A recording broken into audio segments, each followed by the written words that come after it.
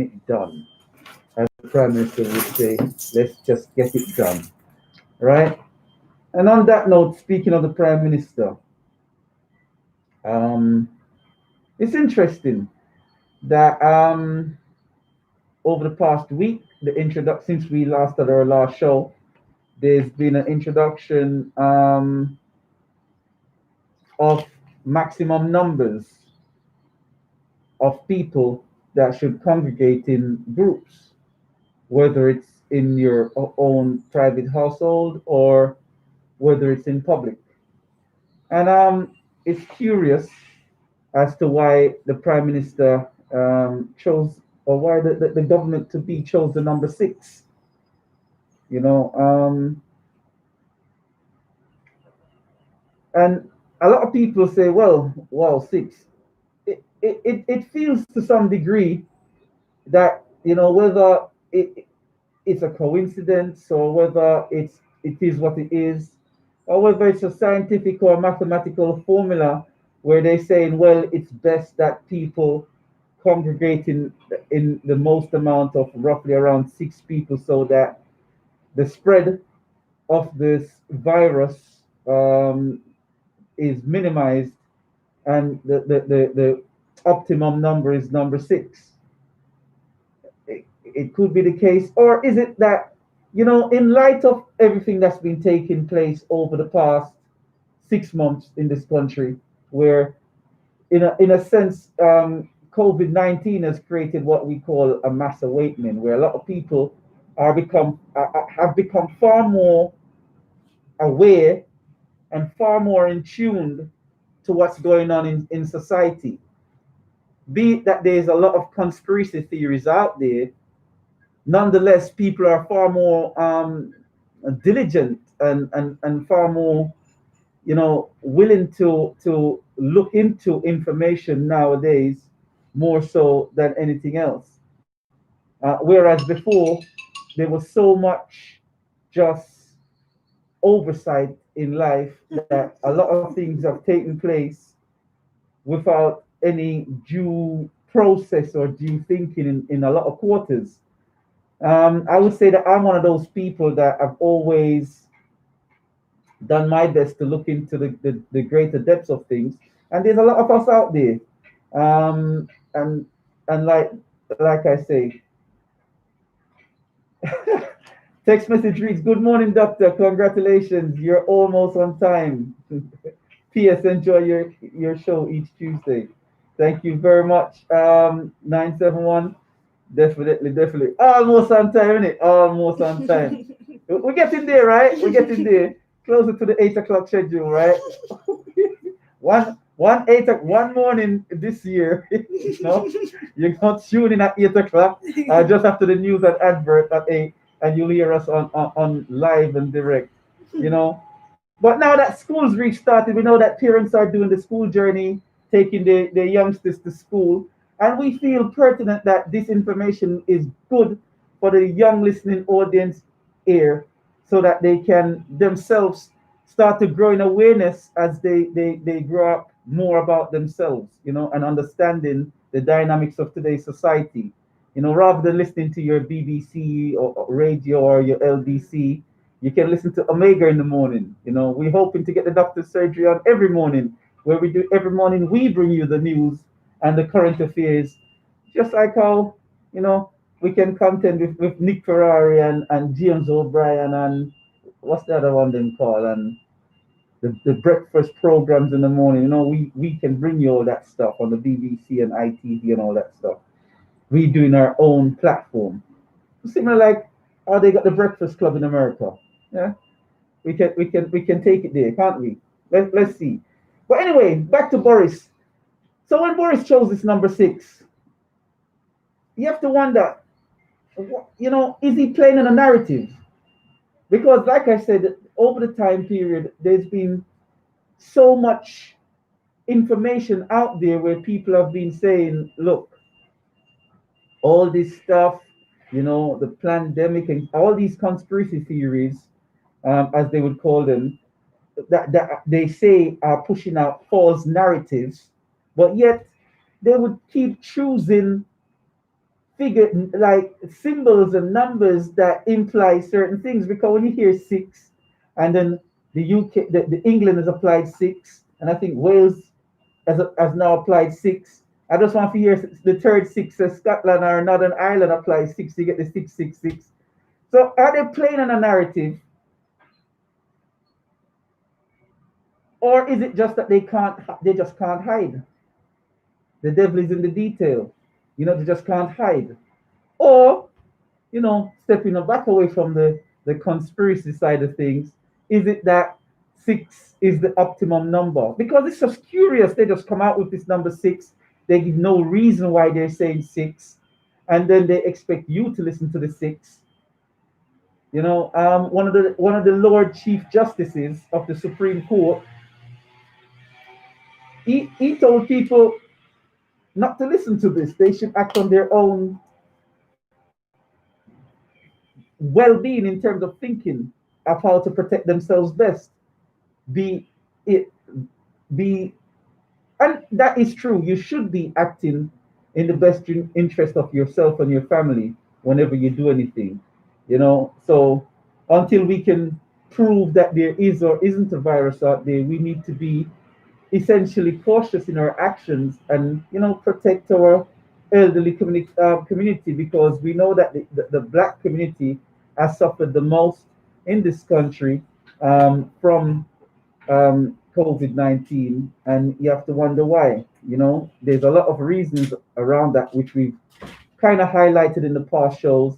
But yeah, so it's good for us to protect, our family members that might be shielding or might be a bit vulnerable, just in case, because you can never tell.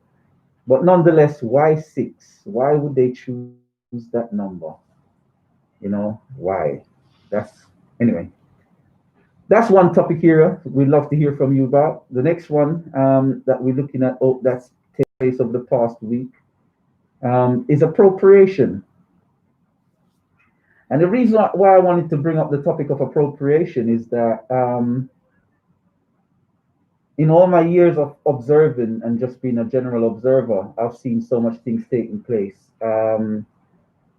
where black culture or black ideas have been polished off and appropriated within general society. It happens so much. I mean, the producer and I was having a conversation around just even simple things like makeup, where you had one person, Rihanna, that was introducing stuff that were more pertaining to inclusive. That was more inclusive. Let me use her words to black beauty and so forth, and then that was appropriated by the Jenner because girl. She established that there was a market for darker skinned people to sell makeup products to, and then so basically she was the testing ground, and then everyone else jumped up on that wave, and then saw how much money she was making off of providing makeup for all skin ranges. And this takes place a lot, appropriation. And that's just using just one example, but the one that I was like leaning towards as well, primarily in this view, is the legal precedents to change that has been that what you get is everyone doing appropriation for their causes. They take so for example, you have I remember when, for example, the LGBT community rolled out heavily in the past. They always used to say, and this goes back in the 90s, they always used to compare and contrast their difficulties that they were going through with black people and the black struggle, right? And people used to, and I used to hear black people jump on this and go, well, yeah, they gone through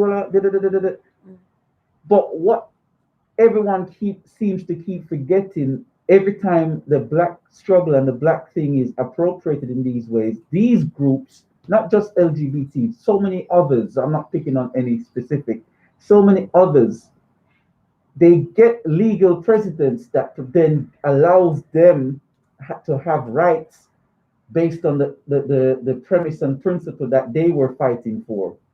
But black people are still left in the same social scenario that they were in. There's no laws that really caters and addresses the issues appropriately. So appropriation always detracts away from us as a community, but it doesn't build on. But it doesn't necessarily mean that things are going backwards for us. The reason why I'm highlighting this is that as opposed to sitting there waiting for a change, and those legal precedents for those change, we have to start looking simply to start supporting our own causes in a way that promotes that change. You know, Stop asking for something and just taking it because it's your, as for lack of a better way of saying it, your God given right or your nature's given right to be who you are. So as opposed to waiting for something, go out there and take it. Go out there and take from the world what is yours. Don't ask for it. The moment you're asking for it, you have to think who asks for something in life when it should be freely available. And this came to light in now with the new movie Mulan, Mm.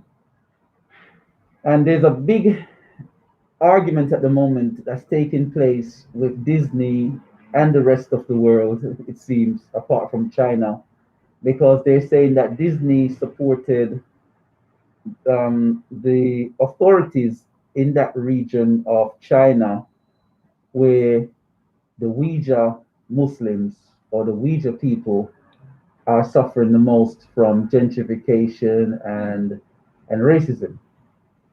And I know these stuff. So when you listen to all of that and you go and look, all the terms that they've been using within the media and social media to discuss this over the past week is terms and principles again appropriated from our struggle and our fight, showing that there's recognition for our struggle and our fight, but yet no true underlying change Mm. has yet taken place.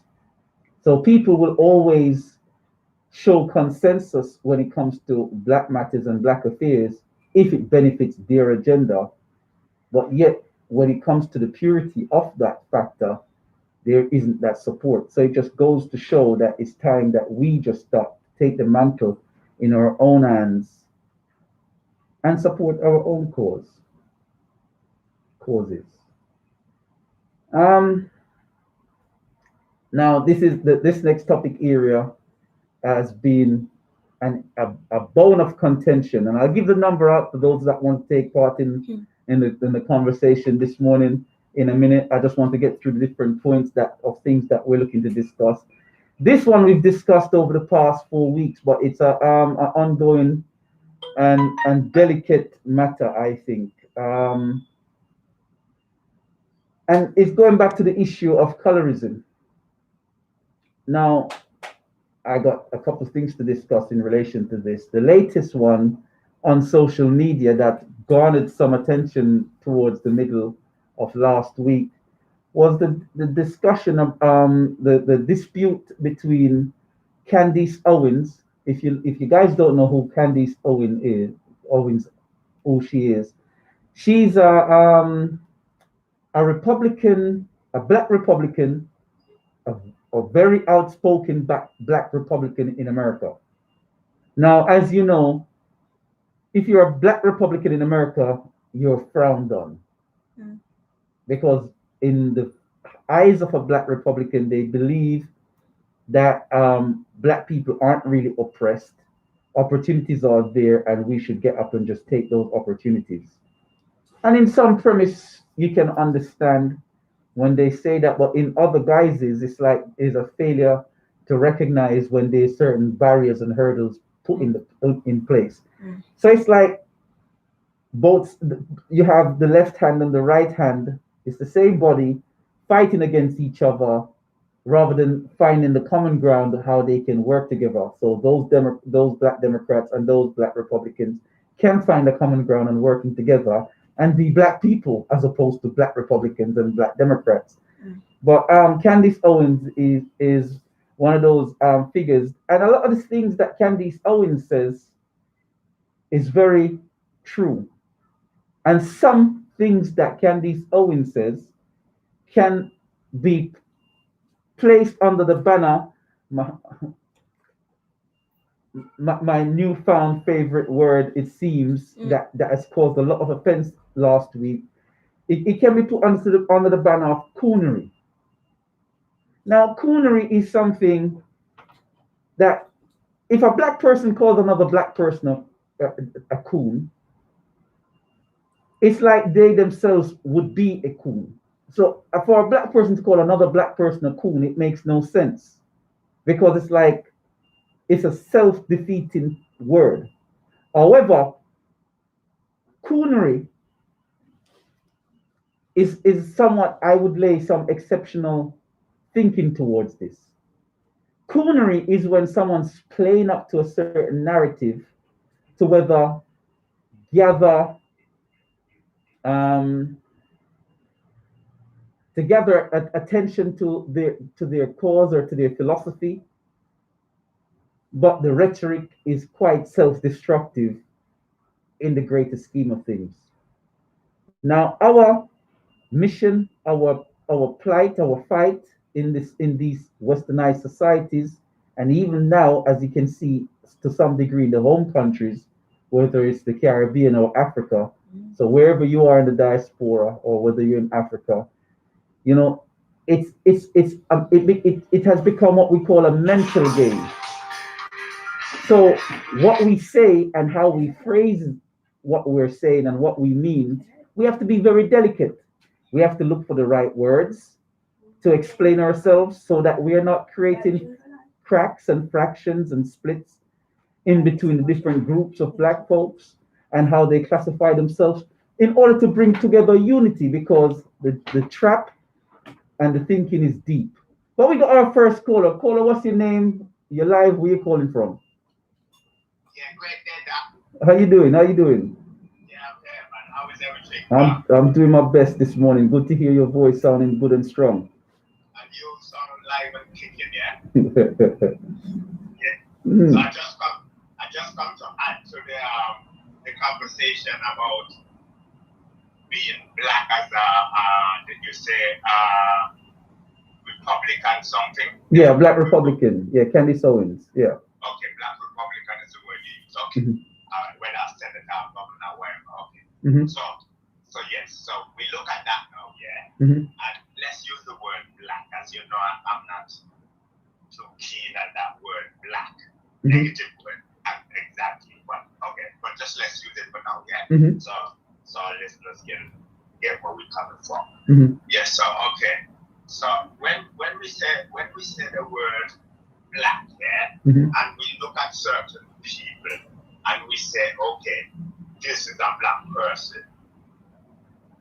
Yeah, that's what we say. We say that this is a black person, describing that person as us or whatever, yeah, close to us. But we need to know now.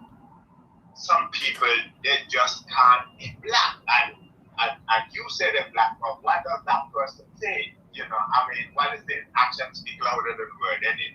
So let me ask you a question now. So all these, even look at England, and let's come back to England, yeah, London, wherever, in the Commons, in the Parliament, yeah. And you see at least black people say that they are politicians and they're there for their concern, more or less.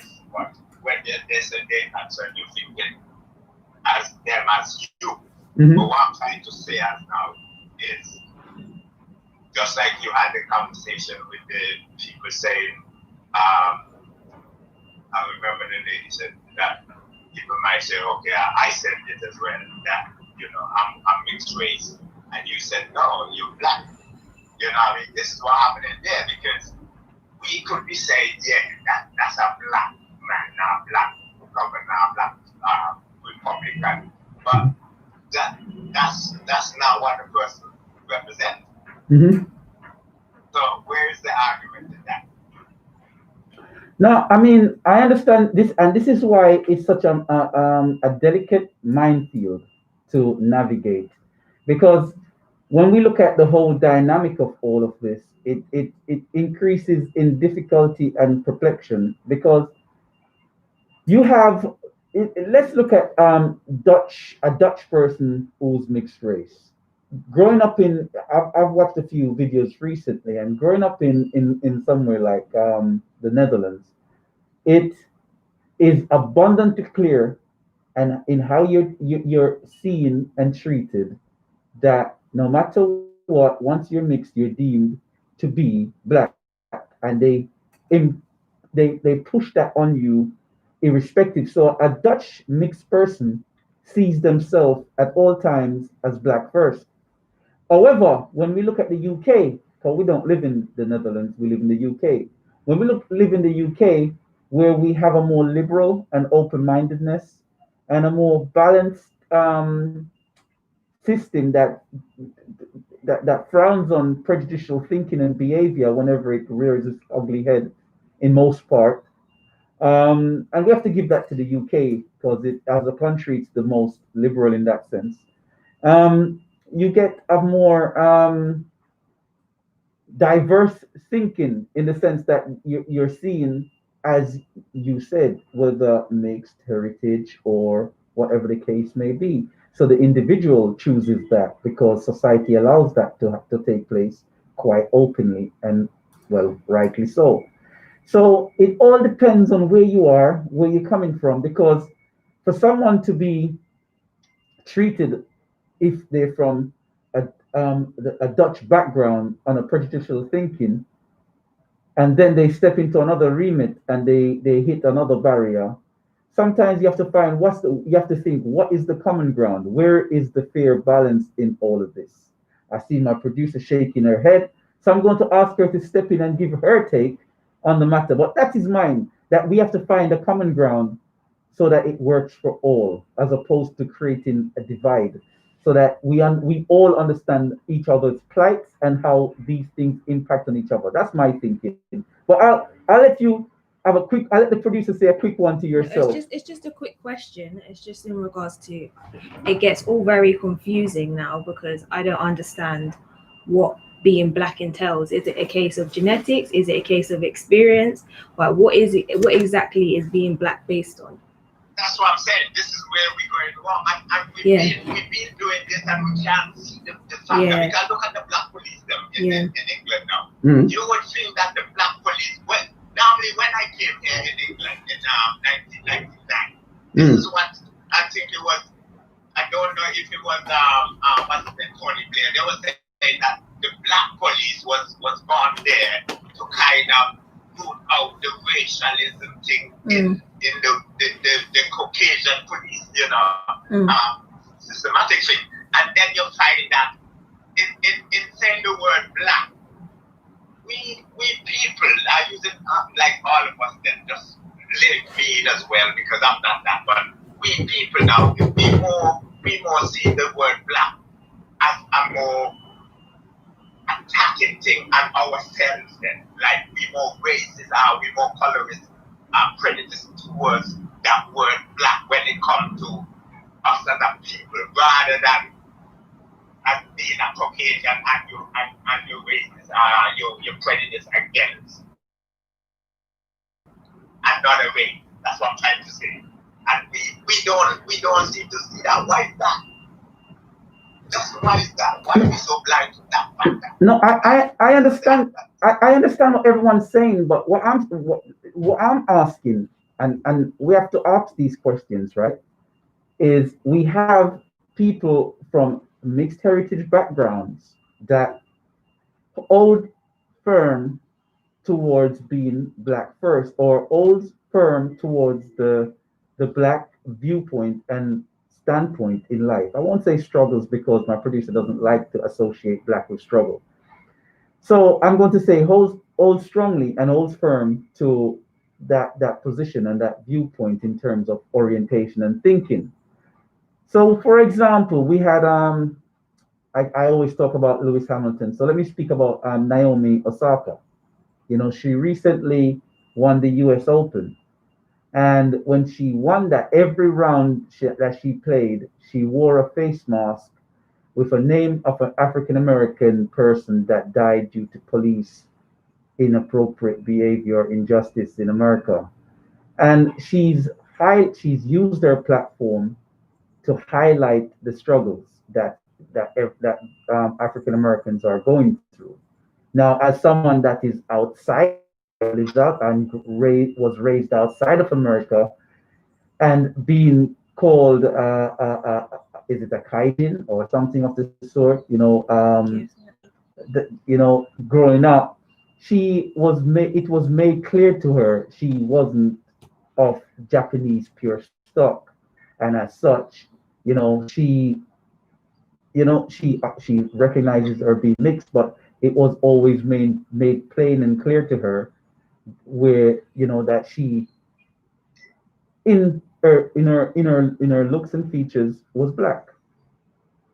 Now, who when we see that, we have to recognize that. But you see, the essence of what I wanted to talk about today is the broader impact, because the reason I brought up Candice Owens isn't really to discuss the finer details of this issue, because that wasn't really what was in the media this week. What was in the media this week was the fact that because of the overly rapid acceptance of and colorism factor, we have people that portray themselves as being black that aren't black, that are treated as if they're black because everyone thinks that they're from a mixed heritage background when they're not even so.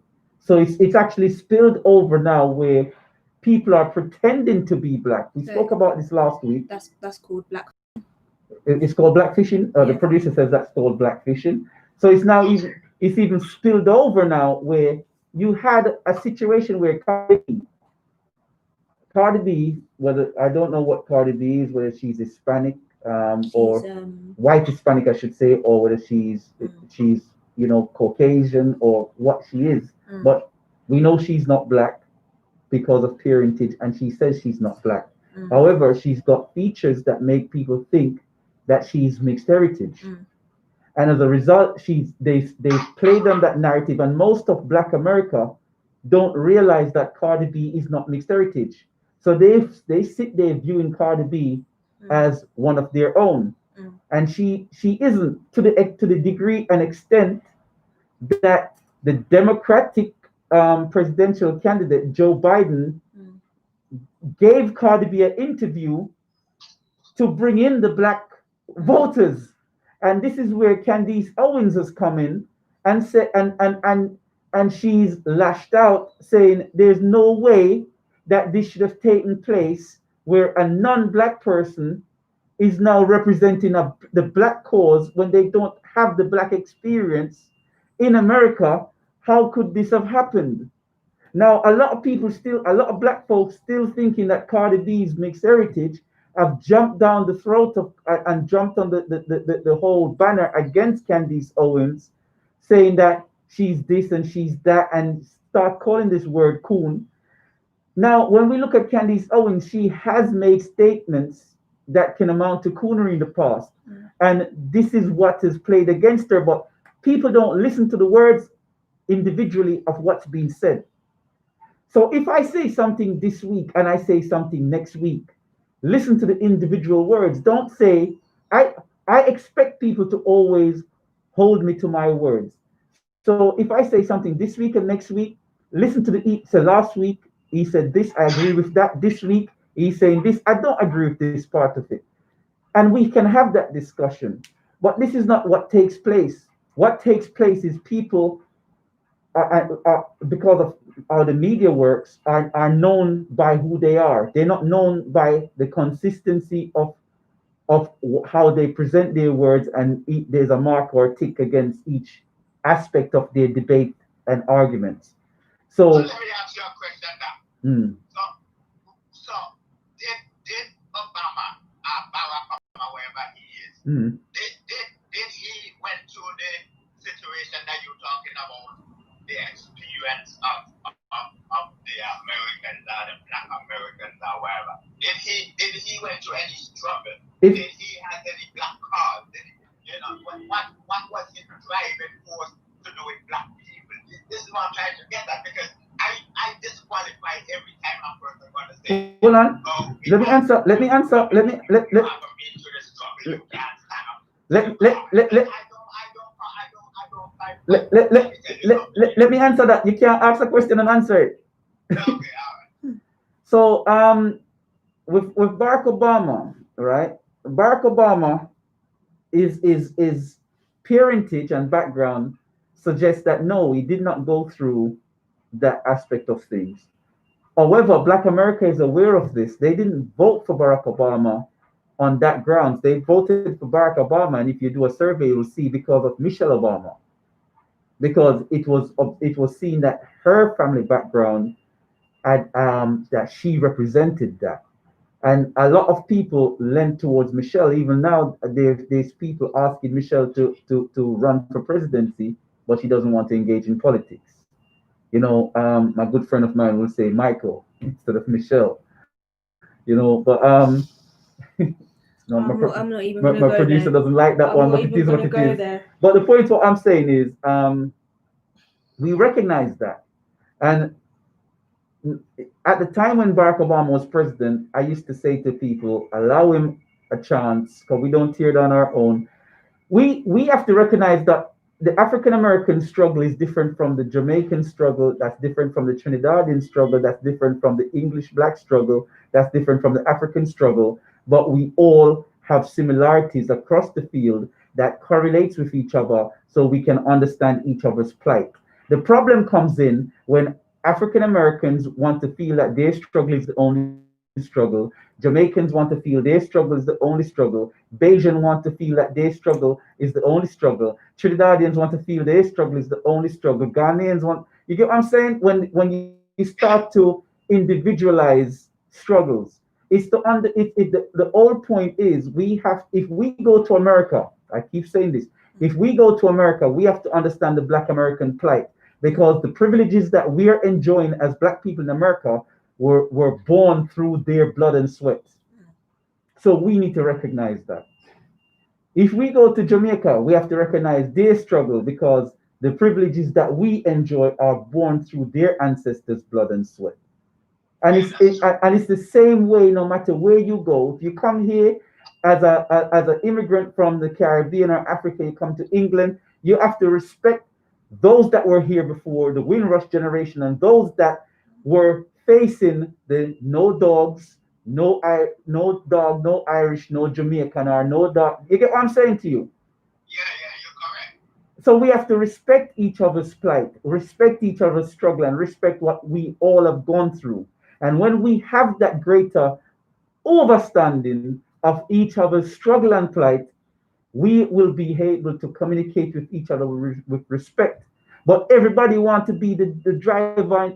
You know what I mean? Everyone wants to be the driver and the driving force. Everyone wants to be the hero. You know, no one wants to. I think that's our problem, though, because what I'm saying is, you know, I might not want you what you want to, but I might see things different to how you see things. Right. When the situation, because I might decide, no, that doesn't go like that. Yeah. With the situation, but you might not see like that. No. So we need to respect each other. And even when it boils down to individuals, people judge each other for things. I don't judge no one for nothing because I don't care.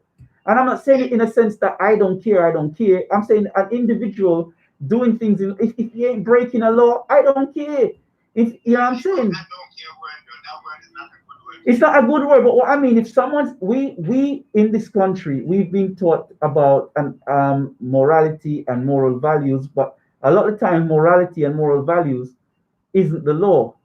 And I see morality and moral values as a measure of controlling people, because we all have our own moral template. But there's if you watch TV, even if you watch like cartoons, you see a different level of moral values that's been instilled in certain children that take on those things that you don't get in the upper echelon of society. So it actually holds them back.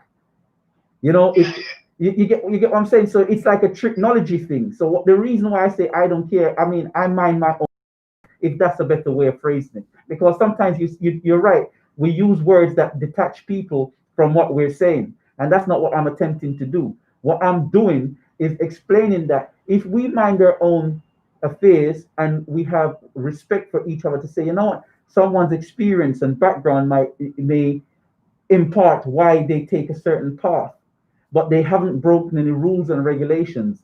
And if we're not happy with that, we should push for the rules and regulations to encompass certain things and aspects or behaviors that I don't agree with in that premise. But until that is the case, we cannot hold someone accountable for something that, because everyone does something that someone else wouldn't agree with. But do you get what I'm saying though? Because if you Of course. today, a lot of us who want to be struggle and all of that, look at us today, we want to kill our brother. Exactly. No, you're not listening today. Exactly. And this is it's because of all this convolutedness and lack of respect that we should have for self and kind. We judge ourselves more harshly. I was listening to an interview. Pablo from Hackney. If people don't know, Pablo from Hackney is a young man that does a podcast over there in East London, and he did an interview with a school teacher recently. And I was listening to the interview, and on the interview, the school teacher said, with the black kids, he's harder. And in my mind, I was like, well, why? If I had a black teacher and the black teacher was harder on me than he was with the other students, I I'm going to tell him straight. I'm going to say, sir, which I've done when I was young growing up. They said I had no manners. I'm going to say, I'm going to hate you for life, you know.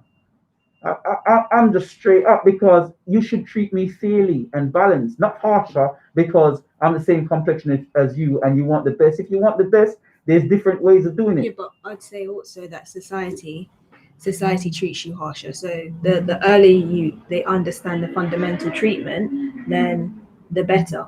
Instead of waiting to later life, then to understand that society is not fair. But my argument is not back to the experience when you're talking about with the black teacher or whatever. As to life, I've gone through that, and the black people is something with them, something that doesn't connect. When a black people see you in a situation, a bad situation, I'm a bit, you know, they really like the situation when it's money. When you're in a bad situation, the first thing they get on is the negative side. They get on the side to trample you, to brutalize you, whatever it is, but to just keep you down and bring you down as low as can be. For some reason, like you become ashamed. Yeah. Trying to mess you up. Listen, I mean, I've had good support from black folks, white folks, and everyone in life, and I've had terrible in experiences with everyone also. So there's good. I see that there's good and bad in every race, but I have more time for my own because of the impact that I know that's happened to my own. The point I'm making, you know what I'm saying? So the point I'm making is that your own, because it's your own, you expect to, you know, have that ability to connect, to understand the life struggles and the life woes. I don't want my own to be teaching me a lesson. You don't have to worry about that. Just teach me to be resilient and give me the wisdom that when I have certain experience in life, I know how to navigate it. I know how to preempt it. You see what I'm saying? And there's better ways than doing that than being harsher on the individual. That's all I'm saying. Because I've been at university where a black lecturer marked down every single black student in that class. Being harder on the black students did not help our grade point average. You get what I'm saying? It actually damaged our grade point average. So that makes no sense. Do you see what I'm saying? It's about taking the exactly. It reflected what we told him because we had to have a meeting and everything. We told him it was like self-hate, and he came at us inappropriately, and he had to remark everyone's paper. And what he did, he compared everyone's paper to each. So he looked at first 2 1s and so forth, and then looked at everyone's papers and compared to them, and then placed everyone in each individual category, which he felt the grades belong based on the comparative analysis. But for the fact that he had to go through that, he had to apologize for some 80% of the class for marking them down 1 or 2 grades below below what they were deserving. But we're gonna catch it back on the other side, Carla. Yeah, if you want, yeah, yeah, man. We're gonna take a pause for the cause. Yeah, man. All right, respect. Yeah. All right, no worries. So we're gonna take a pause for the cause, and we catch you guys back on the other side. It's the doctor's surgery. If you want to take part in the show, we'll give you the number when we come back from the news and the advert on the other side, and you can call in and give your take. That was a regular caller. We'd love to hear from you. It's open dialogue, and you're invited to take part.